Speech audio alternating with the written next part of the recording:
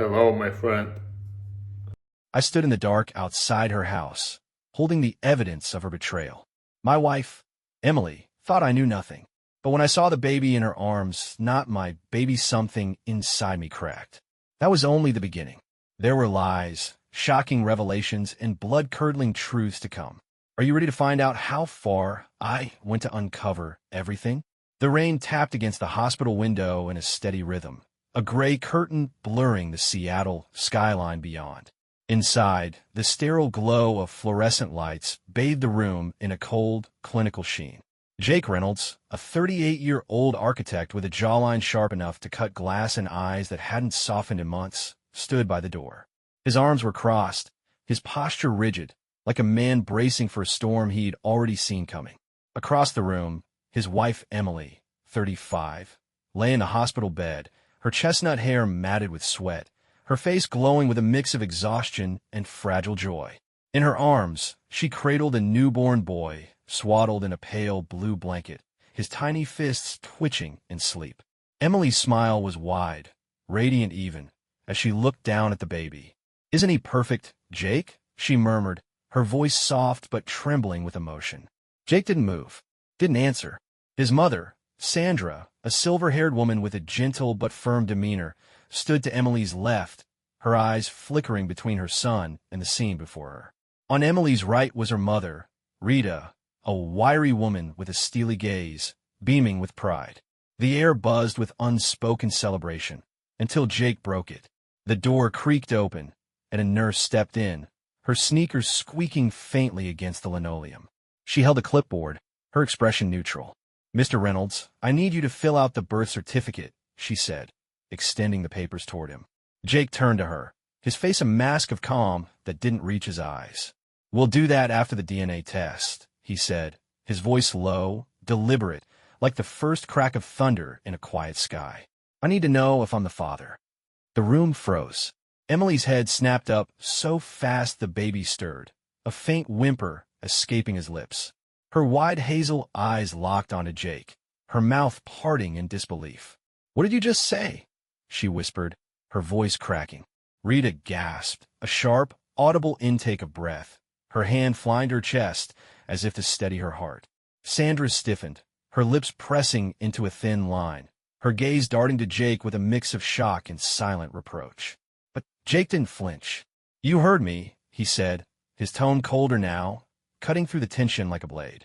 "I'm not accusing you, Emily. I know you cheated. This is just to confirm if that kid's mine." Emily's face twisted, fury replacing the fragile joy she'd worn moments ago. "How dare you, Jake?" she hissed, her voice rising, trembling with rage. "After everything I've just been through, 9 hours of labor, you stand there and say this?" The baby squirmed against her tightening grip, and she adjusted him instinctively, her glare never leaving her husband. Rita stepped forward, her hands raised as if to physically push back the words. "Jake, stop this," she pleaded, her voice low but urgent. "She's vulnerable right now. You could send her spiraling. Think about what you're doing." Sandra wasn't as restrained. She let out a sharp, furious breath, her eyes blazing as she pointed at her son. "You should be ashamed," she snapped. "Throwing this at her now, in front of everyone? I didn't raise you to be this heartless, Jacob Reynolds." Her words stung, but Jake didn't budge. He let their voices crash against him like waves on a cliff, waiting until the room fell silent again. Then, slowly, he reached into his jacket pocket and pulled out his phone. His thumb scrolled for a moment before he spoke, his voice steady, devoid of anger but heavy with intent. "Emily," he said, locking eyes with her, "should I call Tom Wilson?" Her body jerked as if he'd slapped her. "What?" she gasped, the word barely audible, her face draining of color. Jake tilted his head slightly, his expression unreadable. "You know, your coworker, the guy you've been texting." He tapped the screen and began to read aloud, his voice slow and deliberate. "Jake can never find out about us, Tom. I'm done with you. Don't ruin this for me." He paused, letting the words hang in the air, then looked up. "Ring any bells?" Emily's breath hitched, her hands trembling as she clutched the baby tighter. "Ow! How did you get that?" she stammered, tears welling in her eyes. Jake slipped the phone back into his pocket, his movements calm, almost casual. "Tom sent it to me," he said simply, A screenshot. Said he thought I deserved to know. The room went deathly quiet, save for the faint beeping of the heart monitor beside Emily's bed. Her lips quivered, and then, in a broken whisper, she muttered, "He promised no one would ever know." Jake's eyes narrowed. "So you did sleep with him," he said, his voice like ice. Emily shook her head frantically, tears spilling down her cheeks. "No, I mean it wasn't." Before she could finish, Sandra stepped between them, her voice sharp but pleading. "Jake, enough. You don't know for sure that baby isn't yours." Rita nodded vigorously, her face pale. "What if you're wrong? What if he's yours, and you're tearing this family apart for nothing?" Jake exhaled slowly, his hands clenching into fists before he forced them to relax. "I've known for 4 months," he said, his gaze shifting between the two women. "I waited, kept quiet, let her have a smooth pregnancy because I didn't want her stressed. But now that the baby's here, it's time for the truth." He turned back to Emily, who was sobbing silently, her shoulders shaking. "If he's mine, I'll step up. If not, I'm done. With him, with you, with all of this." He gestured vaguely at the room, then fixed his stare on Emily. "So what's it gonna be? The truth? Or do we wait for the test to tell me what I already know?" The question hung in the air, unanswered, as the rain outside pounded harder against the glass. The hospital room felt smaller now, the air thick with tension that clung to every breath. Jake Reynolds stood near the window, the Seattle rain streaking down the glass like tears the sky couldn't hold back. His dark eyes were fixed on Emily, who sat propped up in the hospital bed, her face pale and streaked with mascara. The newborn slept fitfully in her arms, oblivious to the storm brewing around him. Sandra, Jake's mother, hovered near the bed, her hands clasped tightly as if praying for the moment to rewind.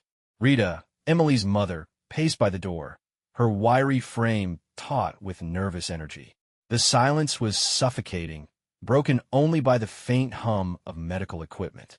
Emily's voice trembled as she finally spoke, her gaze darting between Jake and the floor. "It was one time, Jake. A mistake. I swear." Her words were fragile, like glass about to shatter. Jake didn't respond immediately. He reached into his jacket again, this time pulling out a thin stack of papers, neatly folded. He smoothed them out with deliberate slowness, the rustle loud in the quiet room. "One time," he said, his voice low and steady, a stark contrast to her quivering tone. "Then explain these." He held up the first sheet, a grainy photo of Emily and Tom Wilson, a broad-shouldered man with a cocky grin, sitting too close in a dimly lit bar. The next was a hotel receipt, time-stamped 3 months ago. Then a call log, dozens of late-night conversations between her number and Tom's. "I've been watching you for months, Emily," Jake said, his words cutting deeper with each reveal. "You didn't slip up once. You built a whole life behind my back." Emily's mouth opened, but no sound came out. Her hands shook as she clutched the baby tighter, her knuckles whitening. Sandra stepped forward, her voice soft but firm. "Jake, please. She just gave birth. This isn't the time." She could break down completely. Rita spun around, her eyes blazing. "You're going to push her into depression over this. That baby needs a stable mother, not a war zone." Jake's jaw tightened, but he didn't look at them. His focus stayed on Emily, who was now staring at the papers like they were a death sentence. "For months," he said, his tone unwavering. "I knew for 4 months. Kept it quiet so you could have this kid without stress. But now, I want the truth." Emily's tears fell freely now, dripping onto the baby's blanket. "I didn't mean for it to go this far," she whispered, her voice breaking. He was there when you weren't. You were always gone, weeks on those damn projects. I felt alone." Jake's expression didn't soften. "So you found comfort in his bed?"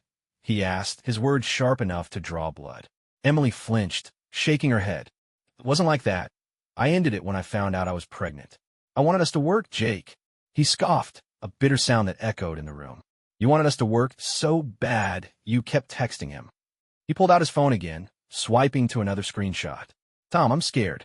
What if Jake finds out?" he read aloud. "Sent 2 weeks ago." Emily's face crumpled, a choked sob escaping her lips. "He wouldn't leave me alone," she stammered. "I told him it was over." Jake tilted his head, his eyes narrowing. "Funny. He told me you begged him to stay quiet. Said you were planning to pass this kid off as mine." The accusation landed like a bomb. Sandra gasped, her hand flying to her mouth. Rita froze mid-step, her face draining of color. Emily's sobs grew louder, her whole body trembling.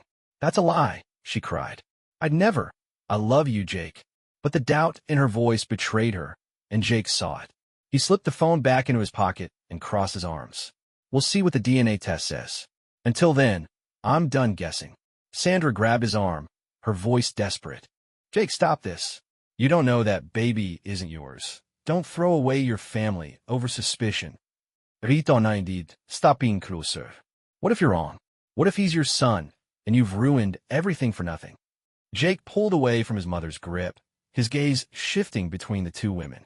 "I'm not wrong," he said, his voice cold and certain. "I've got enough proof to bury her." But I waited. For him. He nodded toward the baby. "If he's mine, I'll be his father. If not, I'm out. Simple as that." Emily's sobs quieted to a ragged whimper, her head bowing as if the fight had drained out of her. Jake turned to the nurse, who'd been standing silently by the door, wide-eyed and clutching her clipboard. "How soon can we get that test done?" he asked. The nurse blinked, startled. We can expedite it. Results in 48 hours." Jake nodded. "Good. Do it." As the nurse slipped out, the room sank into a heavy silence. Emily lifted her head, her red-rimmed eyes locking onto Jake's. "You'll see," she whispered, her voice hoarse but defiant. "He's yours, and when you know that, you'll regret this." Jake met her stare, unflinching. "If he's mine, I'll own it. But if he's Tom's, you're the one who'll regret it." 2 days later, Jake sat in his car outside the hospital, the engine idling as rain drummed on the roof. His phone buzzed, a text from the lab. He opened it, his heart pounding as he read the words. Paternity probability, 0%. He exhaled slowly, the finality sinking in. Not his. He'd known it, deep down, but seeing in black and white still hit like a punch. He tossed the phone onto the passenger seat and gripped the steering wheel, staring into the storm. Emily's lies were unraveling, but what came next? The courtroom in downtown Seattle smelled of polished wood and stale coffee, the kind of place where truths were supposed to shine through the muck. Jake Reynolds sat on the left side, his Navy suit crisp, his face a mask of calm resolve. At 38, he'd built a reputation as an architect who never bent. Today, that steel was on full display. Across the aisle, Emily sat beside her lawyer, her posture stiff, her hazel eyes rimmed with exhaustion. She'd lost the glow of motherhood. Now, she looked like a woman fighting to keep her world from crumbling. The gallery was sparse. Just Sandra, Jake's mother, twisting a tissue in her hands, and Rita, Emily's mother, glaring daggers at Jake. The judge, a stern woman in her 60s with a pinched mouth and sharp eyes, peered over her glasses. "This is a dissolution case," she began, her voice clipped. "Mr. Reynolds alleges adultery. Let's hear it." Jake's lawyer, Bill Carter, a wiry man with a shark's grin, stood first. "Your Honor," he said, flipping open a file, "my client seeks divorce based on sustained infidelity by Mrs. Reynolds with a co-worker, Tom Wilson. We have evidence, photos, receipts, messages, and a DNA test proving the child born during the marriage isn't his." He slid the paternity report across the bench. 0% match. The judge's brow furrowed as she skimmed the paper. Emily's lawyer, a balding man with a nervous tic, shot up. "Objection. This doesn't prove ongoing infidelity, just a mistake. My client wants reconciliation." The judge waved him off. "I'll hear her out. Mrs. Reynolds, your turn." Emily rose, her hands trembling as she gripped the stand. She'd rehearsed this. Jake could see it in the way she softened her voice, letting it quiver just enough. "I didn't mean for this to happen," she said, tears welling up. "Jake was always gone, weeks on projects in Portland, Boise, wherever. I was lonely, Your Honor. Tom was there, listening, caring. It was a mistake one night. I ended it when I got pregnant. I wanted to save our marriage." She glanced at Jake, her eyes pleading. "I still do." Jake's jaw clenched. He wanted to laugh or scream, but he stayed silent, letting Bill dismantle her. Bill stepped forward, his tone smooth but lethal. "One night, huh?" He held up a stack of printouts. Exhibit B. Text from Mrs. Reynolds to Mr. Wilson, spanning 6 months. Here's one from last month. Jake's clueless. "We're fine." A murmur rippled through the room. Emily's face paled. "That's not." I didn't mean, she stammered, but Bill pressed on. In this hotel receipt, 2 weeks before the birth. One night doesn't leave a paper trail like that. The judge leaned forward, her gaze narrowing. Mrs. Reynolds, did you maintain contact with Mr. Wilson after discovering your pregnancy? Emily shook her head fast. No, I cut him off. I swear. Bill smirked, pulling out another sheet. Exhibit C. Phone records. 32 calls to Tom Wilson in the last trimester. You sure about that answer? Emily's lips parted, but nothing came out. The judge sighed, scribbling a note. Bill turned to the bench, his voice steady. Your Honor, she didn't just cheat. She lied, planned, and tried to pin another man's child on my client. Jake stayed quiet for months to protect her health, but she betrayed him every step of the way. He's not running from responsibility. He's refusing one that isn't his. The judge nodded slowly, her expression unreadable. Emily's lawyer jumped in. She was vulnerable. Mr. Reynolds neglected her, pushed her into this. Bill didn't miss a beat. Neglect. He flashed a photo on a screen. Jake and Emily at a candlelit dinner. Her laughing, time-stamped 6 months ago. Here's him surprising her with a weekend getaway.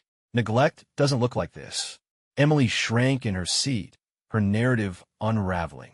Jake watched her, feeling no satisfaction, just a hollow ache where trust used to be. The judge tapped her pen. I've heard enough.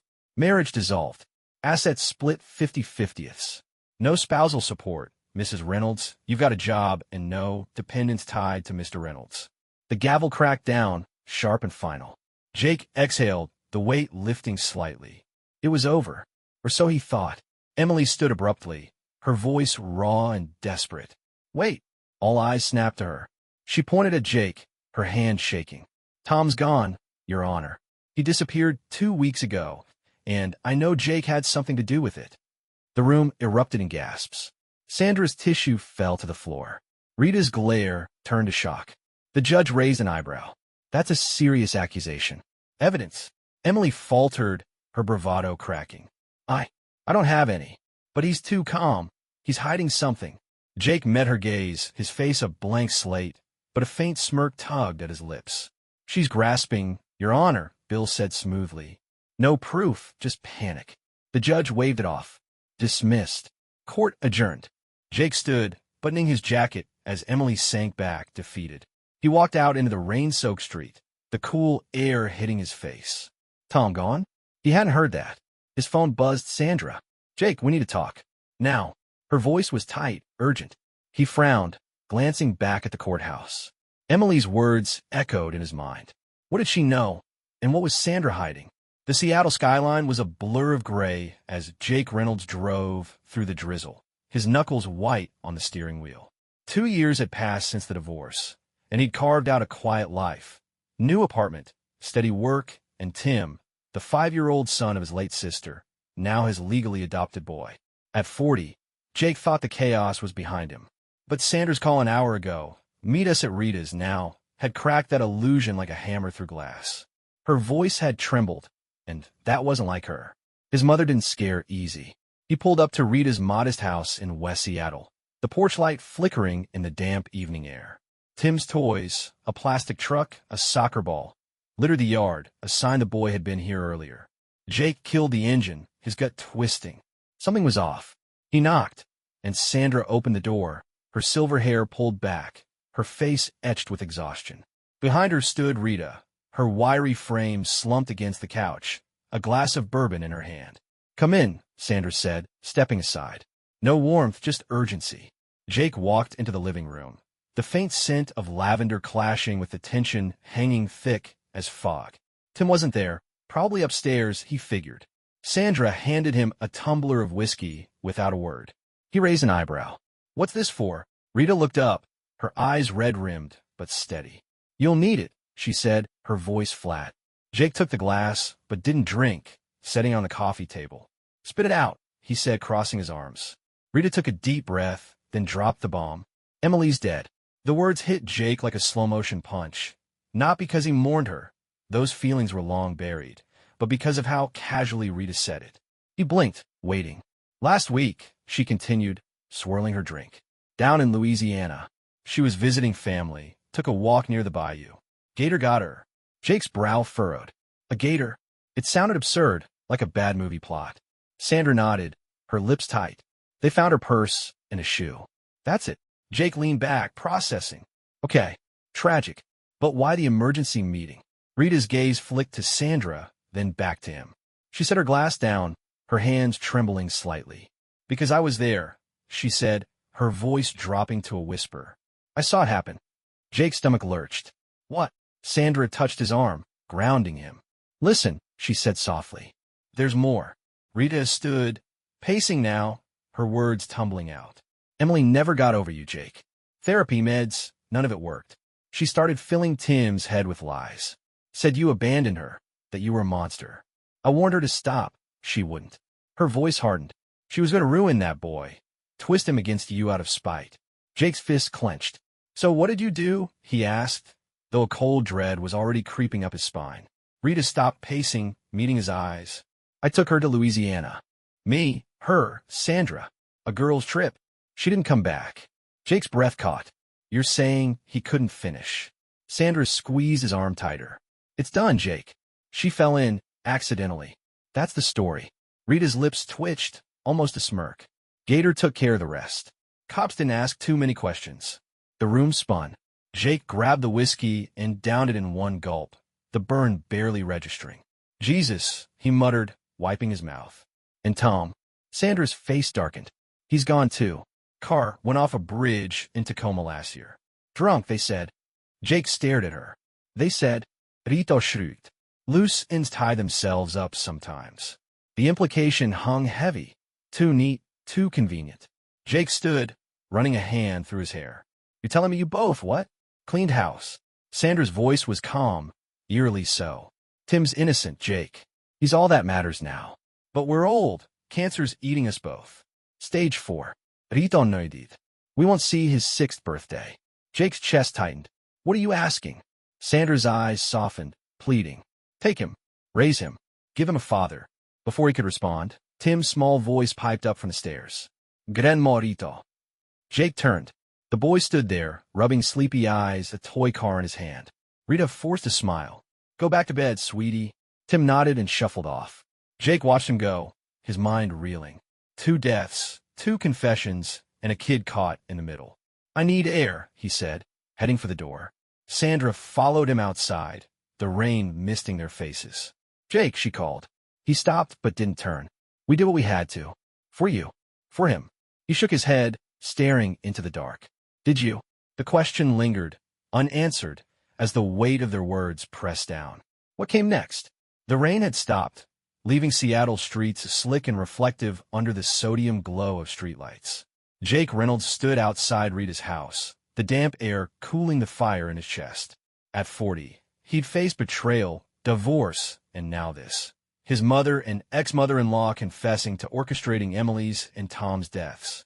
The whiskey still burned in his throat, but it couldn't numb the weight of Sandra's plea. Take Tim. Give him a father.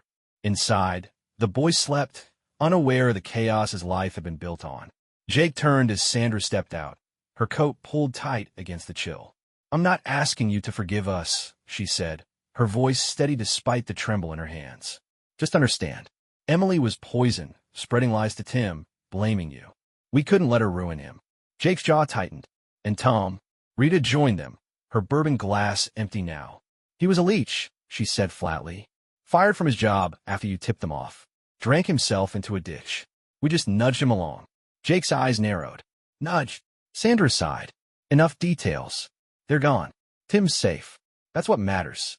Jake rubbed his temples, the pieces clicking into place. The tip. That was me, he admitted, his voice low. Sent his company the texts, the photos. Watched him crash and burn from a distance. But I didn't push him off a bridge. Rito schmierked faintly. You didn't have to. We did the rest. The confession hung there, raw and unapologetic. Jake exhaled, staring at the wet pavement. You're dying, he said. Not a question. Sandra nodded. Blood cancer. Months, maybe. Rita too. She reached out, touching his arm. Tim's your sister's boy, not Emily's mess. But he needs you now, more than ever. Jake pulled away, pacing. I've got a life. A job. I'm not ready to. He stopped, picturing Tim's sleepy smile, the toy car in his hand. The kid deserved better than this. He drove home that night, the silence deafening. Collapsing on his couch, he replayed it all. Emily's lies, Tom's smug grin, the Gator story that sounded too wild to fake. By morning, clarity hit. He couldn't leave Tim to fate. Back at Rita's, he found the boy on the floor, zooming a toy truck. "Hey, buddy," Jake said, crouching. Tim grinned. "Your grandma Sandra's son." Jake nodded. "And starting today, I'm your dad, too." "Okay." Tim tilted his head, then shrugged. "Okay." Simple as that. Weeks later, the adoption papers were signed. Sandra pushed him into a blind date with Kate, a 38-year-old ex-Navy medic, widowed, no kids. "She's solid," Sandra insisted. Jake resisted, but one coffee turned into dinners, then a quiet wedding 6 months later. Kate's steady presence fit like a missing piece, her dark humor easing the scars Jake carried. When she told him she was pregnant, he laughed, a real, unguarded sound, for the first time in years. Sandra passed 2 months after the wedding, Rita a week later. Sorting through Sandra's things, Jake found a faded photo in a drawer. Sandra and Rita, early 30s, in crisp suits outside the George Bush Center for Intelligence, 1999. "Tia." He stared, a smirk tugging at his lips. "Damn, Mom, you were a badass." A note slipped out. "Protected you then. Protecting you now. Love S." His throat tightened. They'd taken justice into their own hands. Messy, brutal, but for Tim. Months later, Jake sat on his new porch, Tim racing toy cars across the boards, Kate beside him, her hand on her growing belly. The past was a shadow, but it didn't own him anymore. Emily and Tom had paid, her through her own unraveling, him through a fall Jake had set in motion legally, not lethally. Sandra and Rita had finished it their way. Moral? Maybe not, but was done. Jake ruffled Tim's hair. "Winner gets ice cream," he said. Tim hooped, speeding up. Kate leaned in, whispering, "You're good at this dad thing." Jake smiled, the weight finally lifting. Getting there. The sun broke through the clouds, and for once, it felt like a promise. Goodbye.